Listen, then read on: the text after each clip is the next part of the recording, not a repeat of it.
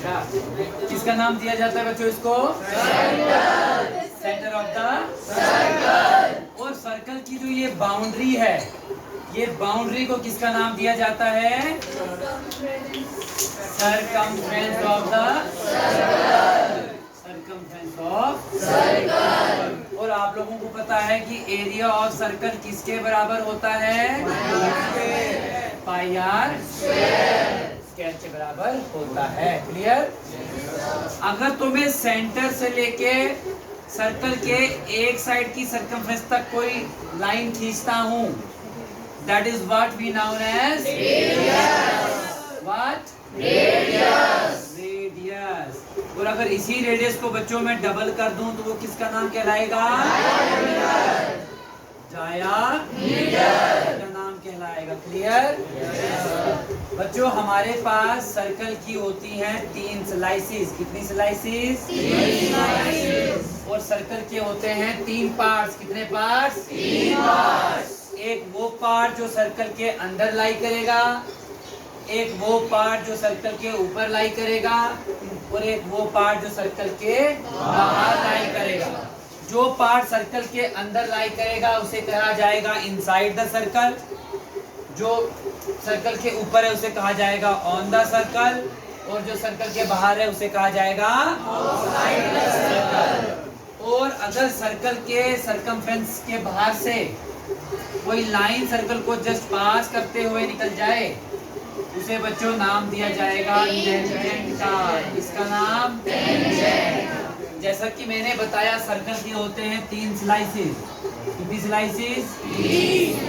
एक स्लाइस होती है बच्चों हमारी पिज्जा स्लाइस। कौन सी स्लाइस? Pizza slice. एक होती है रोटी स्लाइस। कौन सी स्लाइस? रोटी स्लाइस। पिज्जा स्लाइस को नाम दिया जाता है सेक्टर का, रोटी स्लाइस को नाम दिया जाता है सेगमेंट का। समझ में आ रही मेरी बात? जो तीसरी स्लाइस है बच्चों वो कौन सी है?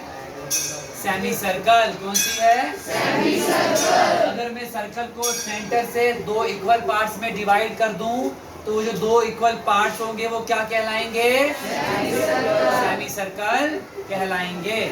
Are you getting my point? Yes sir. अगर तो मेरी सर्कल के अंदर क्वाड्रिलेटरल है और उसके चारों के चारों vertices within the circle lie कर रहे हैं, तो बच्चों ऐसी क्वाड्रिलेटरल को नाम दिया जाता है साइक्लिक क्वाड्रिलेटरल। क्लियर है मेरी बात? Yes sir. इसके बाद जब आप लोग एरिया निकालोगे सर्कल का, उसमें आपको 4 फॉर्मूला याद रखने हैं।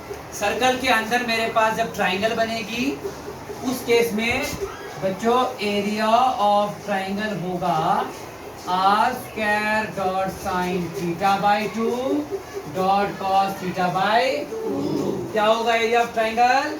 Are square dot sine theta by 2 dot cos theta by 2। इस केस में मेरे पास ये आर क्या होगा बच्चों? रेडियस। क्या होगा? रेडियस। और जो थीटा होगा ये होगा एंगल। क्या होगा? एंगल। अब आप लोगों को थोड़ा बहुत अंदाजा लग गया कि एंगल कब कैसा हो सकता है? Yes sir. जब 45 तो 45 के रिस्पेक्ट में लेना है। किसकी हेल्प से? ट्रिग्नोमेट्री टेबल की हेल्प से। क्लियर? इसी में बच्चों सेक्टर और सेगमेंट की भी बात आती है। कभी कभी सर्कल में सेगमेंट का एरिया निकालने को पूछा जाएगा, कभी कभी इसमें भी 2 पोर्शन है। एक होता है बच्चों माइनर, एक होता है मेजर। एक क्या होता है? माइनर। एक क्या होता है? मेजर। माइनर मीन्स छोटा, मेजर मीन्स बड़ा। इस केस में मेरे पास माइनर आर्क कौन सी आई? यहाँ से लेकर आर्क क्या होती है? सर्कल का थोड़ा सा हिस्सा अगर मैं ले लूं उसको क्या किसका नाम दिया जाएगा? आर्क। तो बच्चों क्या मेरे पास ये वाली छोटी आर्क आई? That is what we known as minor arc. और ये वाली कौन सी आर्क? Major arc. उसी तरीके से माइनर सेगमेंट और मेजर सेगमेंट, माइनर सेक्टर और मेजर सेक्टर। अब यहाँ पे माइनर सेक्टर की मैं अगर बात करूं, सॉरी सेक्टर की मैं अगर बात करूं तो सेक्टर निकालने का फॉर्मूला बच्चों theta by 360 multiply by pi are square. ये निकलेगा सेक्टर का एरिया।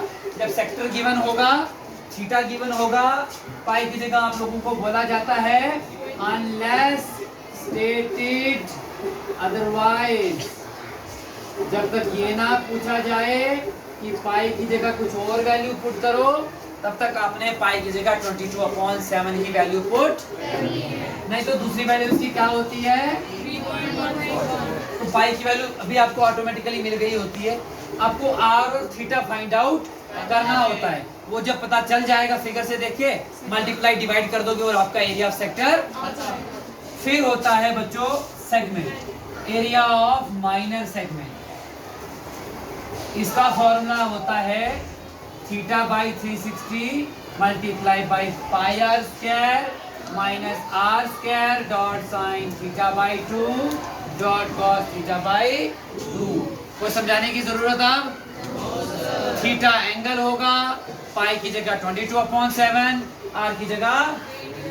और इसी तरीके से बच्चों मेजर सेगमेंट का एरिया जो होगा वो होगा pi are square minus are square, pi are square minus theta by 360 multiply by pi are square minus are square dot sine theta by 2 dot cos theta by 2। बच्चों ये चार फॉर्मूले हैं। ये आपका एक यूनिट आ गया सर्कल, और एक और यूनिट सर्कल के बाद है that is area related to circle. इसके लिए बच्चों ये चार फॉर्मूलाज आपको टिप्स पे याद अगर हुए, आपका ये चैप्टर निकल जाएगा। और ये सारा बेसिक अगर आप लोगों को याद हुआ तो आपके सर्कल की कुछ हद तक exercises solve. So this is all about your introduction regarding to the chapter circle. Are you cleared up to here? Yes, sir. Okay.